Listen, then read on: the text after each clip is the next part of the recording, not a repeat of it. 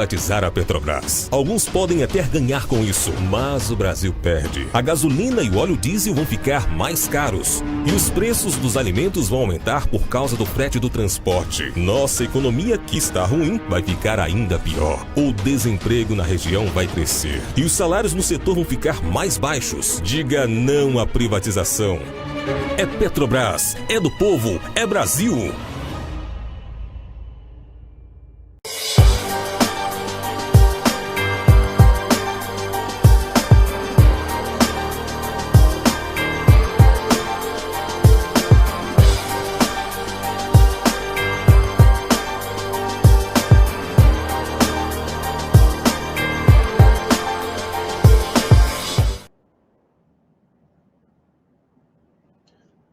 Olá, boa noite. Sexta-feira, dia 25 de outubro, começamos agora mais um Fórum Sindical, programa que é uma parceria entre a revista Fórum e o Sindicato dos Petroleiros do Norte Fluminense, o Sindipetro NF, sempre trazendo a pauta dos trabalhadores, a pauta do movimento sindical e a pauta que, claro, interessa sempre ao povo brasileiro, ao povo que trabalha. Enfim, hoje nossa pauta, eu acho que não podia ser diferente, né? Afinal, esse assunto foi o assunto da semana, que é a ebulição social pela qual passa o nosso país aqui próximo, Chile, né? Como todos já devem estar sabendo, desde a semana passada, grandes manifestações têm tomado as ruas, não só da capital, Santiago, como de inúmeras cidades espalhadas por todo o país, governado por Sebastião Pinheira. Essas manifestações começaram por conta do aumento das passagens de metrô, né? Até lembro um pouquinho aqui como começou o nosso junho de 2013, né? Que o pessoal falava que não era só por 20 centavos, que era por muito mais, enfim. O discurso era meio parecido, mas os motivos e a resolução disso são completamente distintas lá no Chile. E a gente vai tentar tratar um pouco disso aqui, fazer quais paralelos existem entre o Brasil ou não.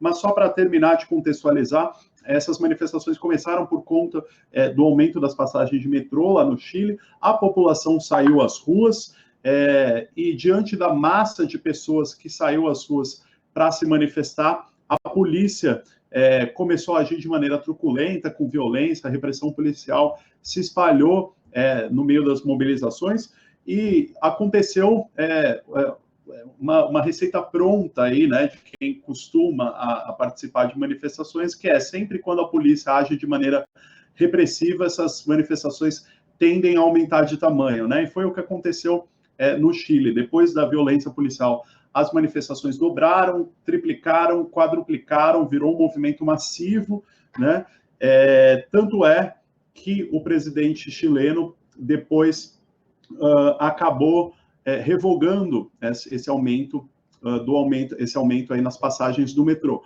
Acontece que aí já não era mais suficiente, as manifestações ganharam outros contornos, né? E a pauta principal hoje dos trabalhadores que estão nas ruas do Chile contra o governo, eles estão lá contra, na verdade, as medidas neoliberais que vêm sendo adotadas no país há décadas, né? Então, os poucos pesos ali do preço do metrô representavam, na verdade, apenas a ponta do iceberg, né? Com relação ao país que hoje conta com uma massa de trabalhadores desempregados, endividados, por conta dessas medidas de austeridade, medidas neoliberais, acordos feitos com bancos internacionais, que acabam retirando direitos da população. Então, o Chile, por exemplo, praticamente privatizou o seu sistema de saúde, não há praticamente saúde gratuita no Chile, praticamente privatizou seu sistema de educação, as mesmas universidades públicas chilenas são pagas, né? O Chile encampou uma reforma da Previdência muito violenta, muito intensa, que acabou retirando, praticamente acabando com a aposentadoria pública, com o direito daqueles que trabalharam por anos. Isso se assemelha muito ao projeto de Paulo Guedes aqui para o Brasil, né, com sua reforma da Previdência, que foi aprovada aqui, com a privatização de estatais, que já vem sendo tocada pelo governo Bolsonaro. Isso tudo aconteceu no Chile nas últimas décadas, nos últimos anos, e levou a população a uma situação de vulnerabilidade social que hoje explodiu e os faz estar nas ruas, né? Todos devem ter observado imagens impressionantes da multidão que tomou as ruas do Chile e também de toda a violência policial que chocou muito, né? E muita gente jovem nos protestos, estudantes, idosos também compareceram em peso nos protestos, porque são um dos mais afetados, né? Principalmente com a reforma da Previdência que aconteceu lá. E não é só o Chile, né? A gente está vivendo um momento de ebulição na América Latina, né? O Equador, semanas antes, também saiu às ruas, porque o governo equatoriano havia retirado o subsídio do preço dos combustíveis, né? E aí a população também saiu às ruas, meio que aconteceu quase que simultaneamente que ao Chile, mas um pouco antes. Ele revogou esse decreto que retirava o presidente do Equador, Lenín Moreno, né? Revogou esse decreto que retirava os subsídios dos combustíveis, mas a população ainda assim continuou nas ruas e a situação ainda é bastante tensa no Equador. Vale lembrar aqui que o presidente Lenín Moreno, né, que é o alvo dos manifestantes hoje no Equador, é considerado um presidente agora de direita, no entanto, ele se elegeu com uma plataforma de esquerda, ele é considerado lá um traidor, ele era vice do Rafael Correa, que hoje está exilado na Bélgica, né, e ele acabou traindo o seu próprio padrinho político e encampando um governo completamente neoliberal. E mais recentemente a gente tem agora a questão do Chile, isso sem falar da Bolívia, né, que está num processo eleitoral muito intenso, ali é o contrário, não são os trabalhadores, nem a parcela de esquerda da população que está nas ruas. O que acontece lá é que o atual presidente, Evo Morales, o indígena Evo Morales, participou mais uma vez do pleito eleitoral. Tudo indica que ele pode vencer em primeiro turno, só que o resultado vem sendo bastante questionado pela oposição e já vem se orquestrando toda uma manobra para impedir que o Evo Morales vença essa eleição em primeiro turno ou mesmo tome posse. Então, a situação também é bem tensa na Bolívia. Bom, a gente vai discutir esses, entre outros assuntos, com mais foco na situação chilena, que foi a que mais chamou atenção essa semana.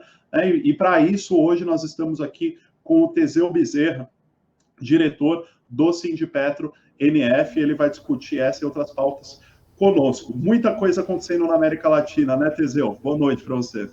Boa noite, Ivan. Boa noite a todos os espectadores aí da revista Fórum, essa revista que, sem dúvida, faz tanta diferença aí nesse contexto, sem dúvida, em que muitas desinformações e fake news rodam o tempo inteiro, né? Inclusive, você falando um pouco aí, Ivan, sobre o que está acontecendo na América Latina, né? Todo esse avanço neoliberal que houve aqui, né? A gente vê os exemplos que são colhidos tantos anos depois, né? Porque as reformas do Chile, elas na verdade começaram com os Chicago Boys, né? À época, Paulo Guedes, inclusive, esteve lá participando no Chile dessas mudanças, grandes mudanças, desde privatizações, a própria reforma da Previdência, onde se colocou a capitalização da Previdência, onde se tem um controle agora por fundos de pensão privados e que, se eles errarem, quem paga a conta é o contribuinte, eles não têm nada de pagamento além da sua... na verdade, do seu recebimento de lucros, de dividendos e até a prestação de serviço em si, e hoje colhem justamente os frutos que daquela época eles sofreram, né? Por tantos anos o Chile ficou meio que o exemplo de melhores IDHs e não sei o quê, enfim, era onde governos de direito, de fato, assumiram por muitos anos e destruíram setores estratégicos como a educação chilena. Se você for pegar as escolas chilenas, as universidades chilenas, por exemplo, lá as públicas, entre aspas, são mais caras que as particulares. E detalhe, essas públicas, muitas pessoas ficam 10, 15 anos pagando depois que se formam essas universidades. E claro, muitas das pessoas, boa parte da população que fica de fato refém desses pagamentos, né? Na verdade, você usa, mas você paga individualmente, não de uma forma coletiva, como é aqui no Brasil. com toda a situação dos impostos que são pagos, toda a situação da estrutura que é formada a nossa educação, assim também como o Sistema Único de Saúde do Brasil, lá as pessoas que ganham um salário mínimo, que ganham menos de um salário mínimo muitas vezes, elas são obrigadas a pagar um plano de saúde privado, porque elas sabem que se elas ficarem na fila do sistema público lá, ele na verdade não existe. Eles simplesmente não vão ser atendidos e vão morrer. E esse colapso social ele chegou agora com muita força. Mesmo o Chile sendo um player, como eles gostam de falar, né, na economia e tal, tem acho que é o país aqui acho não, né? É o país da América Latina que tem mais comércio proporcionalmente ao seu tamanho, como por exemplo a Ásia, até por uma questão de localização, mas mesmo assim isso não tem sido suficiente. O Chile tem amargado, né? Você falou um pouco sobre também essa semelhança que teve com as nossas jornadas de junho de 2013 aqui, e que apontam diferenças profundas. A exemplo de que, à época, né, em 2013, o Brasil ele vivia uma situação econômica totalmente diferente do Chile. A situação que o Brasil vivia em 2013 era um estado de bem-estar social, praticamente. Você tinha índices de desemprego baixíssimos, você tinha economia de vento em polpa, você tinha uma situação de melhoria da vida da população de todas as classes sociais, e simplesmente o discurso que foi comprado, que aí no caso aproveitaram aquela brecha da passagem de ônibus, né, não é pelos 20 centavos como você citou, e eles aproveitaram aquela brecha que foi deixada para simplesmente encravar no povo brasileiro um discurso, como costuma dizer Gessé de Souza, né, patrimonialista e assim absurdamente irracional diante do que foi feito e com o apoio da população brasileira, né? Logo após aquela jornada,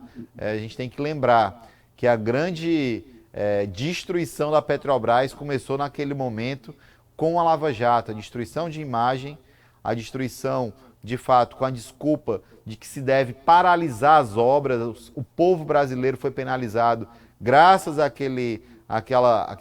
Operação Lava Jato. A gente não pode deixar de esclarecer para a população que a Operação Lava Jato, mais uma vez, já falamos isso em outros programas, é importante reforçar essa questão. A Operação Lava Jato, ela tem como o seu centro ali a destruição da Petrobras e a privatização da Petrobras, com o discurso de que, não, na empresa tem corrupção. E é uma tremenda mentira. Você pega números da Petrobras, eles apontam 6 bilhões diante de 3 trilhões. Ou seja, é impossível de se pegar 6 bilhões de reais que estão encravados no balanço da Petrobras diante de uma esfera de volume de dinheiro tão grande.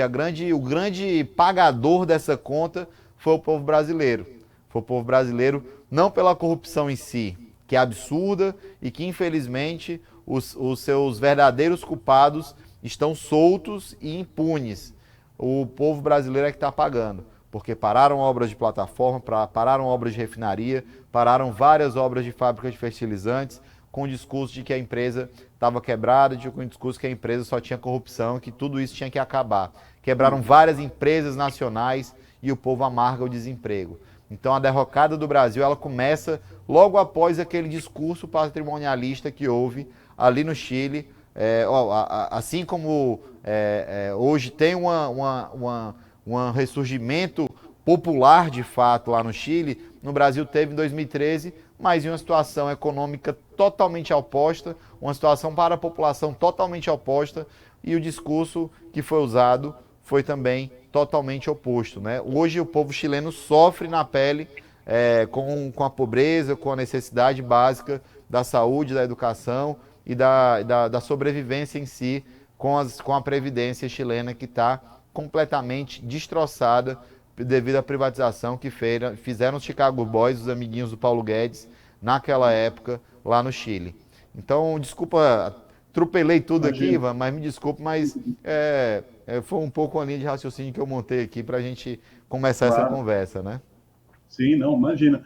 E Teseu, você estava citando, né, como estava o Brasil em 2013, que era um estado relativamente de bem-estar social, e esse relativo pouco tempo atrás, porque foram criados mecanismos aí e foi criada uma base, né, uma base forte, que só agora, de fato, ela começa a ser esfacelada. Teve seus princípios lá atrás, né, com a Lava Jato e tudo mais, mas agora as coisas começam a ficar mais evidentes, né? O presidente Jair Bolsonaro assume, ele vem com um projeto totalmente privatista, né? Deixa claro que vai entregar tudo que puder entregar, né? Deixa claro que o trabalhador ele tem que ter ou emprego ou direitos, né? Ele inclusive coloca essa escolha aí que o trabalhador vai ter que escolher ou entre emprego ou entre direitos. Enfim, então, se os chilenos hoje estão sentindo na pele os efeitos dessa política devassa neoliberal, né? Você acredita que o Brasil possa caminhar no mesmo sentido, porque agora que o desmonte começa de forma mais efetiva, você acredita que a hora que de fato já está pesando no bolso de muita gente, né, esses retrocessos econômicos que a gente está vivendo, mas na hora que a situação se intensificar, na hora que já não tiver mais autonomia, as empresas públicas não tiverem mais a autonomia que tinham ou têm até então, na hora que as empresas públicas tiverem entregue aos bancos, quando todos os direitos terminarem de ser retirados, que é o projeto desse governo, se isso vier a acontecer, você acredita que a população brasileira vai ter o mesmo ímpeto e acabar se revoltando, tal como a população chilena se revoltou? Na verdade, Ivan, que eu não diria que a população brasileira ela está vivendo toda essa.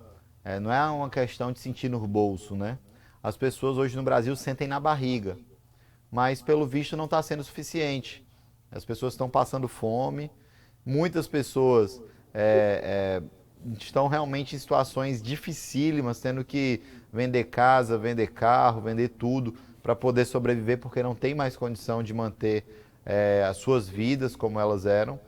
E simplesmente a gente não vê foi criada uma narrativa aqui no Brasil de destruição e aí a gente não pode deixar de falar, né? Tudo é culpa do PT. Isso foi a maior burrice que o povo brasileiro fez. E o pior de tudo, além de querer culpabilizar um partido por isso, sem fazer julgamento de mérito ao Partido dos Trabalhadores, mas foi feita uma demonização da política. E na política, o fascismo surge. E na hora que o fascismo surge, os fascistas se sentem à vontade para fazer o que querem. E assim como a gente tem visto a postura truculenta lá no Chile, né? Muito notório também o Chile ficou muito marcado assim para mim pessoalmente desse monte de foto e de vídeos que tem chegado no Chile, aquela foto de um garoto deficiente físico só com um dos braços, né? O outro braço ele não tinha, e ele de mochila correndo ali no ato e o policial pronto para bater nele, né? Então, o fascismo é isso. O fascismo não tem limite. Aqui no Brasil a gente tem um exemplo, mais uma vez, assim, vários exemplos do fascismo, né? Como aconteceu com aquela família que foi alvejada de tiros, né? Eram uns 80 tiros e na verdade eram mais de 200 tiros. Assim como tem acontecido de dia e de noite com a política de governo que pode matar, está liberado matar, né? Se for preto, pobre, então está mais liberado ainda matar. A gente pega aqui o estado do Rio de Janeiro, por exemplo, e a gente vê o governador autorizando deliberadamente que pode meter a bala na cabeça da população pobre, das favelas, dos morros, como se o nosso problema estivesse nos morros, estivesse na favela. Nosso problema não está no morro, não está nas favelas. Nosso problema está na falta de política pública para gerar emprego, para gerar renda, para voltar o Brasil a ter de fato uma agenda para o povo brasileiro. E aí sim, Ivan, aí, chegando aqui à sua pergunta, né?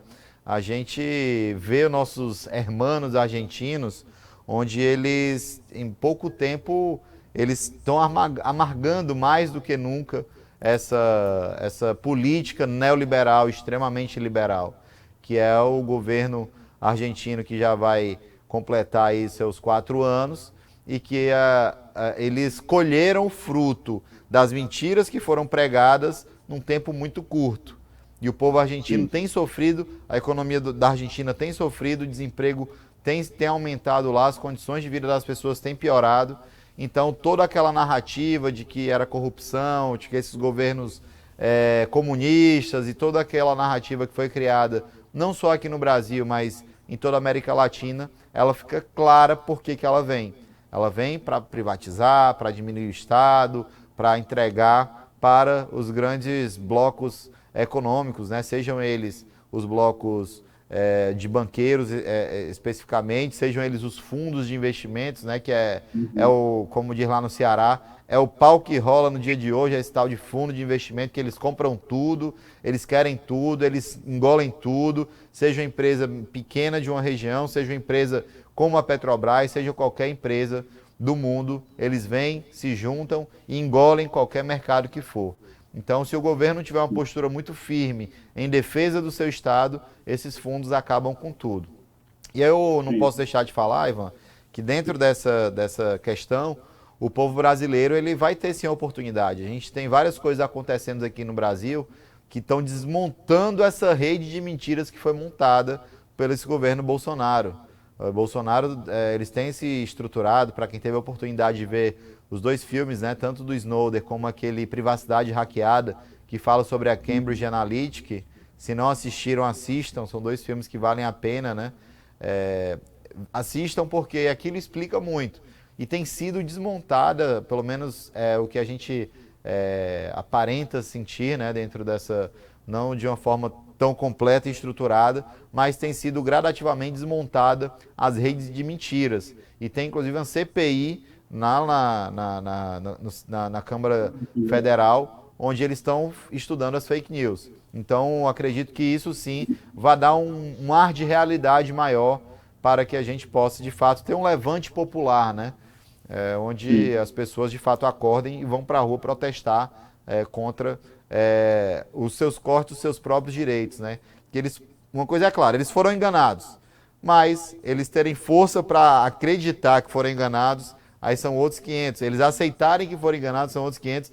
E eles se ressurgirem contra aquilo que eles defenderam, são outros 500. Mas a gente não pode perder a esperança de que isso vai sim acontecer. Eu acho que é fundamental isso, né? Com certeza. Eu acredito até, Tesão, não sei o que você acha, mas que esses exemplos da América Latina até acabam nos servindo como base aqui para o Brasil, para que nós não precisemos chegar a tal situação, né, de convulsão social para reagir, né, que essa reação pode ser antes. A gente pode, de alguma maneira, tentar prever ou pelo menos atenuar os efeitos perversos aí que o Bolsonaro vem tentando encampar. E exemplos é o que não faltam, né, porque eu estava vendo agora há pouco, tem uma matéria de 2008 da Veja que colocava o Chile como país rico em 2020. Em 2018, né, em 2008, a Veja soltou essa reportagem há mais de 10 anos, e ela previa que em 2020 o Chile ia ser considerado um país rico, um dos países mais ricos da América Latina.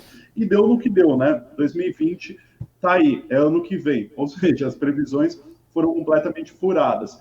Um outro exemplo é o apego do presidente Jair Bolsonaro com o presidente da Argentina, Maurício Macri, né? O que aconteceu? Lá atrás, né, quando o Bolsonaro assume, ele estabelece essa parceria com o Maurício Macri como um exemplo, né, a ser seguido. O governador aqui de São Paulo, que pode vir a ser candidato a presidente em 2022, João Dória, já chegou a chamar o Maurício Macri de exemplo de gestão, e o que a gente vê na Argentina agora, o que é? São pessoas literalmente passando fome, né? Há dados que mostram que a fome está batendo forte na Argentina, e não à toa que nessas próximas eleições, que acontecem agora em breve, é bem provável que a chapa de esquerda, né, do Alberto Fernandes e da Cristina Kirchner vençam as eleições, né? Ou seja, a Cristina Kirchner, que saiu praticamente escorraçada pela mídia tradicional argentina, né? Ela sofreu todo um processo de demonização, hoje ela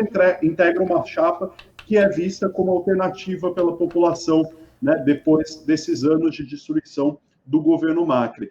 Então, só a gente pegar as referências aqui desse governo, né, que a gente tem, se ele tinha como referência o Maurício Macri, o Sebastião Pinheira, esses governos neoliberais de direita, basta ver o que está acontecendo nesses países para poder prever o que certamente vai acontecer no Brasil se esse governo levar a cabo todos esses projetos, né, Teseu? Inclusive, Ivan, fica assim, espero que o povo brasileiro realmente não tenha que amargar isso, né? A gente já tem amargado essa derrota da reforma da Previdência, assim, colossal, e infelizmente a gente não tem como, de uma certa forma, controlar muito isso. Meio que a população comprou mesmo, ou pelo menos decidiu se abster de qualquer responsabilidade sobre isso. Ficou muito notório, diferente do que aconteceu no governo Temer, que a gente conseguiu pautar e dar uma freada nisso, nesse governo, até pela Câmara de Deputados, sem compromisso nenhum com a população. Aquela Câmara de Deputados, ela está completamente perdida. As pessoas se matando, cobra engolindo cobra, assim, uma coisa absurda que está acontecendo. Mas a gente não pode perder essa esperança e parar de denunciar. Eu acho que esse é o nosso papel, né? Nós, quanto sindicatos, a gente, naturalmente, quando fecha uma parceria, por exemplo, com a revista Fórum, é justamente para a gente também ter essa oportunidade de voz. E a gente pega o próprio modelo sindical que foi usado, não podia deixar de citar isso, né? Uma das grandes mudanças que houveram para que o Chile chegasse nesse colapso social foi o enfraquecimento dos sindicatos. Os sindicatos, eles foram esvaziados durante os governos que os Chicago Boys, e a gente não pode deixar de falar que foi no período da ditadura do Pinochet, no período em que os Chicago Boys tinham todo o poder ali para fazer a agenda neoliberal dos Estados Unidos, né, de Chicago, naturalmente. E essa destruição dos sindicatos, ela se refletiu hoje nesse fortalecimento. O ciclo... Opa, desculpa. O ciclo que veio acontecer, ele justamente no dia de hoje, ele reforça essa questão dos sindicatos estarem voltando a ter voz e voltando a ser, de fato, um grande, acho que um organizador social, que é o papel, de fato, dos sindicatos. Isso a gente não pode deixar de relacionar, Ivan, também com a própria Inglaterra, né? A gente pega o que aconteceu no governo da Margaret Thatcher na década de 80, naquele período em que se também destruíram os sindicatos lá na Inglaterra, e a gente chega nesse momento, acontece justamente o inverso de novo. Ficou tão desequilibrada a balança que hoje está se tendo um fortalecimento de novo dos sindicatos. Então é importante. Sim. Eu separei, Ivan, algumas fotos aqui. Eu não sei se dá tempo passar as fotos lá dos atos no Chile, justamente para a gente... Aí na hora que você achar que pode ser passado, você fala aí, pode chamar as fotos. Claro, vamos passando.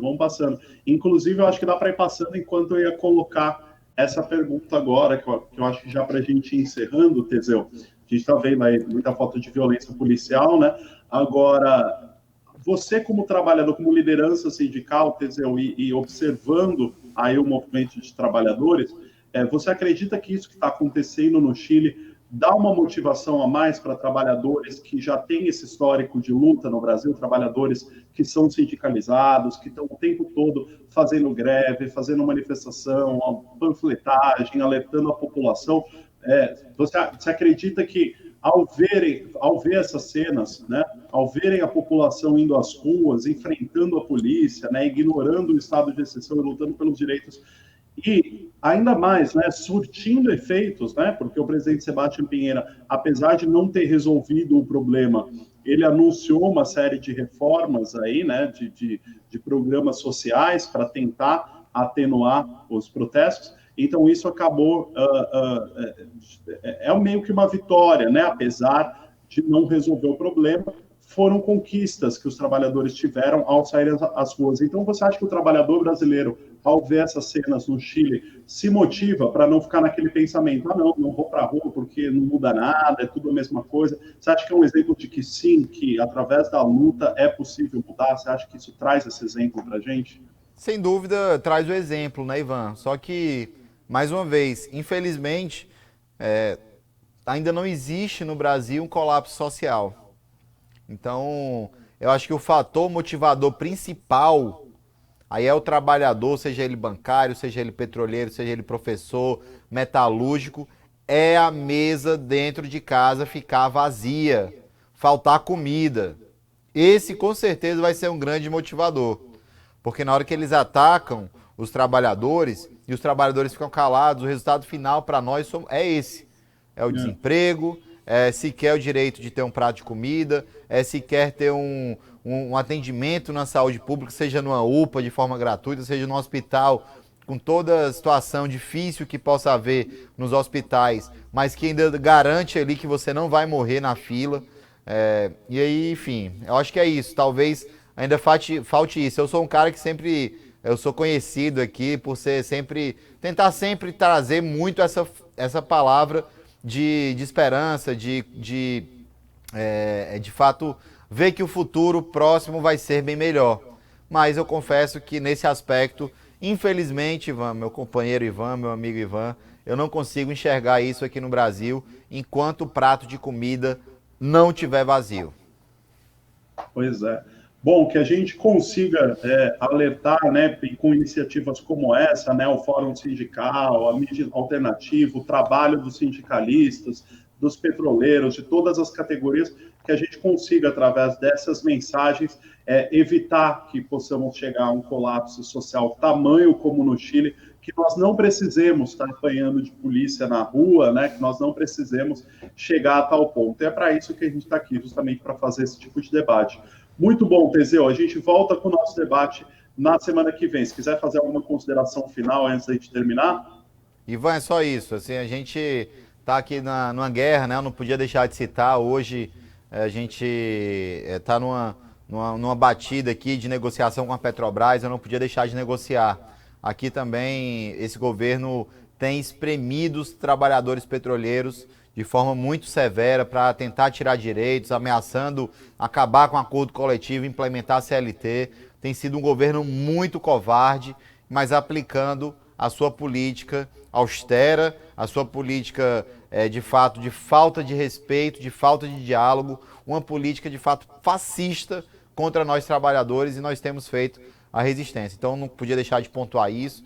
Temos aí numa situação em que o TST nessa mediação toda e, enfim, uma série de definições, mas que, sem dúvida, os petroleiros e as petroleiras com muita disposição de luta para a gente fazer, de fato, valer os nossos direitos, a nossa voz, o respeito, porque a gente não pode esquecer que a Petrobras é do povo, é Brasil.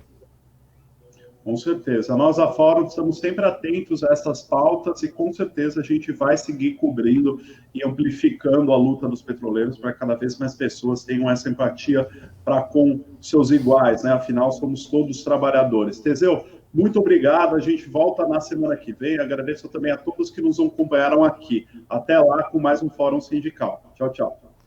Um abraço.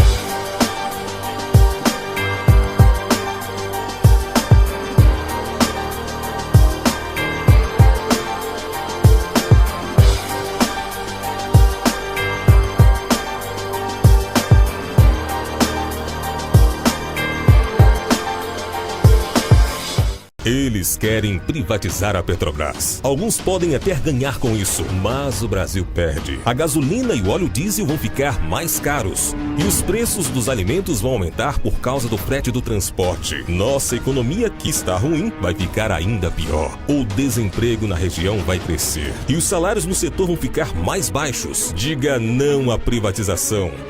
É Petrobras, é do povo, é Brasil.